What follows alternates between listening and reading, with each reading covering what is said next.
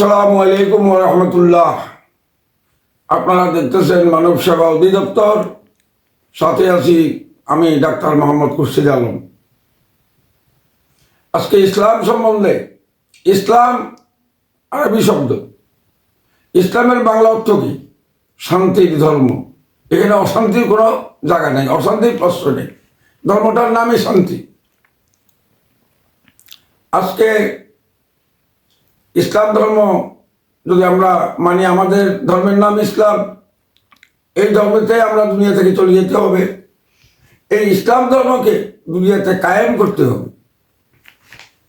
কোরআনের আইন, কোরআনে সব কিছু দুনিয়াতে যদি চালু হয়, সবার জন্য লাভ। হিন্দুর জন্য লাভ, মুসলমানের জন্য লাভ, পশু পাখির জন্য পর্যন্ত লাভ। কোরআনই আইন।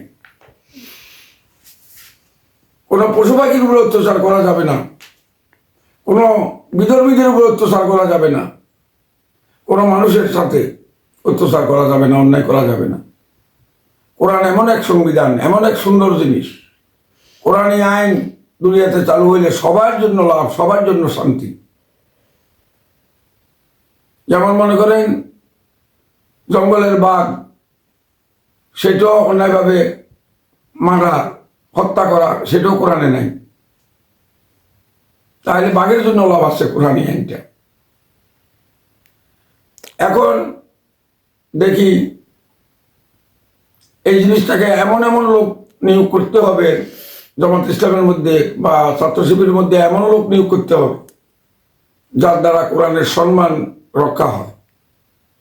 আমরা এমন এমন লোক যদি নিয়োগ করি, যদি কেউ বেয়াদব হয়, অত্যাচারী হয়, হিংসুক হয়, ওই ধরনের লোক দিয়ে কি ইসলাম প্রচার সম্ভব হবে? দেখেন না, আমার উমর রাদিয়াল্লাহু তাআলা আনহু এত বড় অর্ধ পৃথিবীর বাদশা ছিলেন, খলিফা ছিলেন। রাত্রে উনি এলাকাবাসীর খবর নিতেন, মানুষের দুঃখ দর্দের খবর নিতেন। উনি কিন্তু দেমা করেছে, অহংকার করেছে, হিংসা করেছে? হিংসা করার হৃদয় নিয়া, অহংকার নিয়া, গ্রেভিটি নিয়া, বেয়াদবি নিয়া কোনো লোক এই দলকে, ইসলামকে সংগঠিত করতে পারবে না, এই দলকে আগে নিতে পারবে না। আমাদের এই দলের মধ্যে এমন লোক নিয়োগ করতে হবে যার কথা সুন্দর, কাজ সুন্দর, আমল সুন্দর, আখলাক সুন্দর। দিনের দাওয়াত দিতে হবে সবাইকে, কেউ যাবে কেউ যাবে না, কিন্তু আপনি, আপনার দায়িত্ব কি? সবাইকে দাওয়াত দেওয়া। যার ইচ্ছা হয় যাবে, যাবে না। আপনি যদি লোক দেখি দেখি দাওয়াত দেন, হিংসা রাখি রাখি দাওয়াত দেন, অহংকার রাখি দাওয়াত দেন, তাহলে আপনার এই জিনিসটা প্রচার সম্প্রসারিত কীভাবে হবে? প্রচার কীভাবে হবে? দেখেন না, ডেস্টিনির লোকেরা, ডেস্টিনি যে একটা কোম্পানি ছিল, এরা 50 জনকে দাওয়াত দিত, এর মধ্যে 10 জনকে বাধ্য করতো, 10 জনের মধ্যে 2 জন দিত। আস্তে আস্তে তাদের দল বড় হয়েছে।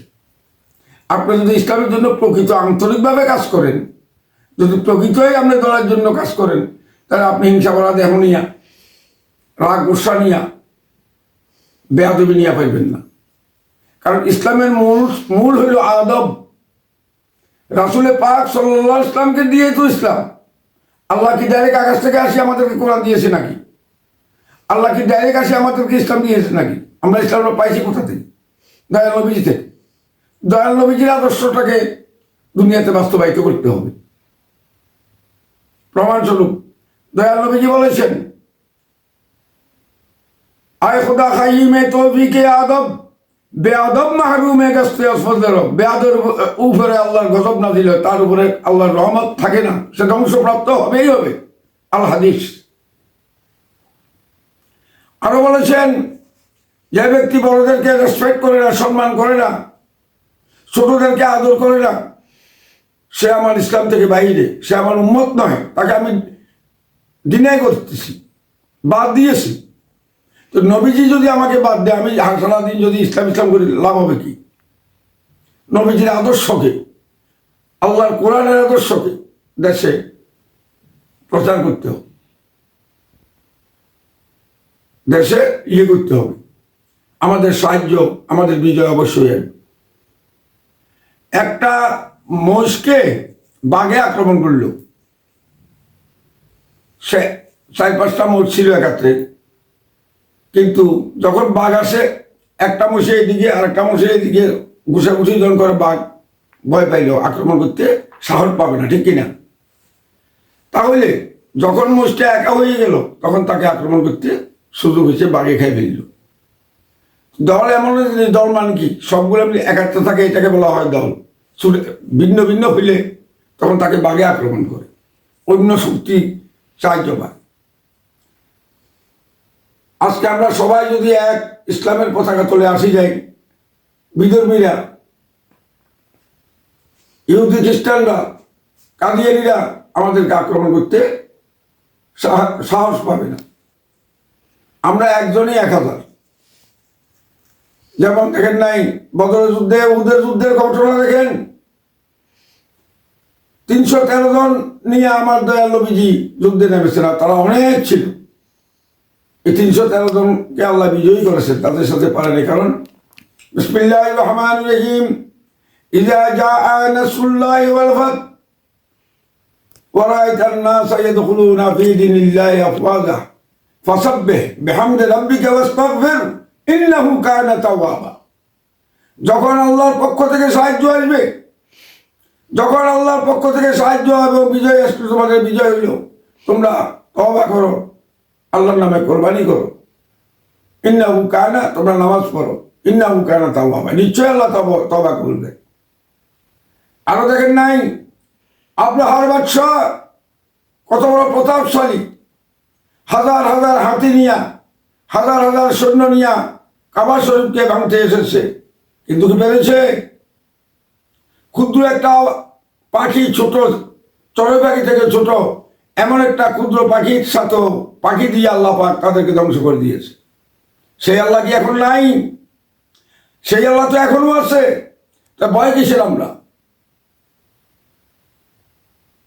কবি নজরুল, আল্লাহ ব্যস্ত নসিব করে, নজরুল বলেছিলেন, আমরা কিসের ডঙ্কা, কিসের শঙ্কা, আমরা কেউকে ভয় করি না, আমরা নাহি নাহি ভয়।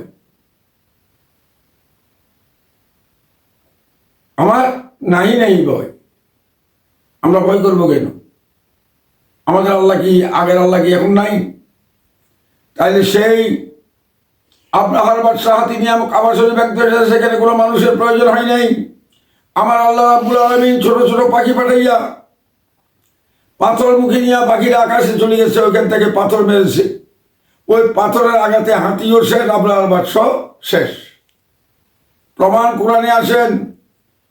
আমি ওদিনও বলছিলাম, সমাধান চাও যদি জীবনে মরণে, ফিরে এসো, ফিরে এসো, চোখ রাখো কোরআনে। অনেকে বলে আগে এই পার্টি ছিলেন, আগে গুণাগার করে ছিলেন, আগে মদ খেয়েছেন, এখন বড় বড় বক্তৃতা কেন দেন? এটা ভুল, এটা অন্যায় হবে। কারণ আল্লাহ বলেছে ইন্নাহু কানা তাওয়াবা, তুমি ফিরে আসো, তওবা করো, আমি তোমার তওবা নিশ্চয়ই কবুল করেছি। শুধু কবুল করবেন বলেন না, নিশ্চয়, শিউরেন্স, সার্টেন, এসুরেন্স, হরফে তাগিদ, আমলের শিখা, এটা জোরপূর্বক বলতেছে আমি নিশ্চয়ই কবুল করবো। তাহলে ভয় কিসের? কিতাবে লেখে, রোজা আগে রপ্তে গুরো বাকে নিস, তু বেমা আয়ে আকে চু তু পাকে নিস। অতীতের কথা বাদ দাও, ভবিষ্যৎকে পাক করো, পূর্ণ করো, ফিরে এসো। আমার আল্লাহ রাব্বুল আলামিন বলেছেন, বিসমিল্লাহির রহমানির রহিম, আলাম তারা কাইফা ফাআলা রাব্বুকা বিআসহাবিল ফিল। এই মানুষ জাতি, হে আমার বান্দারা, তোমরা কি দেখো নাই আমি ওই হাতিওয়ালাদের বিরুদ্ধে কি করেছি? আলাম ইয়াজআল কাইদাহুম ফি তাদলিল, আমি তাদের সকল চক্রান্তকে ব্যর্থ করে দিয়েছি। ওয়ারসালা আলাইহিম তায়রান আবাবিল, আমি তাদের বিরুদ্ধে, ওই আব্রাহার বাদশার বিরুদ্ধে, তাদের সৈন্যদের বিরুদ্ধে কোনো মানুষ লাগি নাই, ফেরেশতা লাগি নাই, জিন লাগি নাই, সামান্য একটা ক্ষুদ্র পাখিকে পাঠায় আমি তাদেরকে ধ্বংস করে দিয়েছি।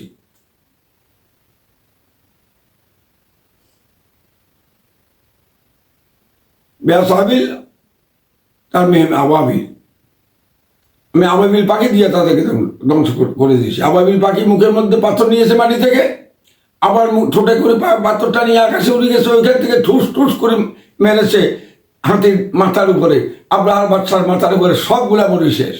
সুবহানাল্লাহি ওয়া কুদরাতি। সে আল্লাহ কি এখন নাই? কেন আমরা ভয় করব? মরণকে কেন ভয় করব? বাঁচলে শহীদ গাজী, মরলে শহীদ। আচ্ছা, আমরা কি দুইবার মরবো নাকি? দাস্তববি হয়ে মরি, অ্যাক্সিডেন্ট হয়ে মরি, ডায়রিয়া হয়ে মরি, স্ট্রোক করে মরি, যেভাবে মরি মরতে তো হবে আমাদেরকে। ম্যান ইজ মর্টাল, মানুষ মরণশীল।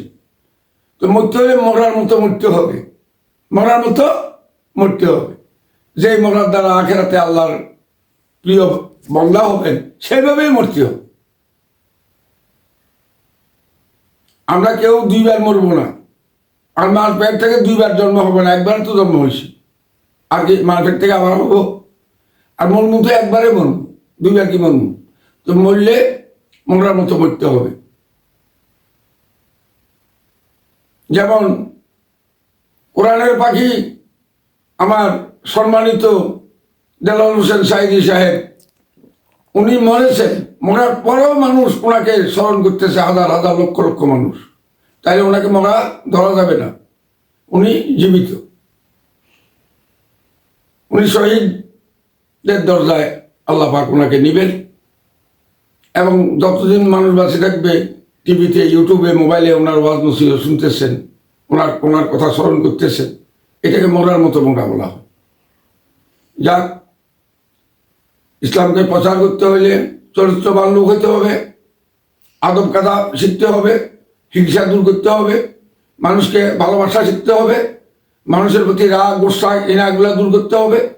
ওই সমস্ত লোক দিয়ে ইসলাম প্রচার সম্ভব হবে। যেমন তেমন লোক যদি দলের মধ্যে আনা হয়, তাহলে আমি মনে করি যে কিভাবে দলটা সম্প্রসারিত হবে এটা আমার মাথায় ধরে না। আসসালামু আলাইকুম ওয়া রাহমাতুল্লাহ।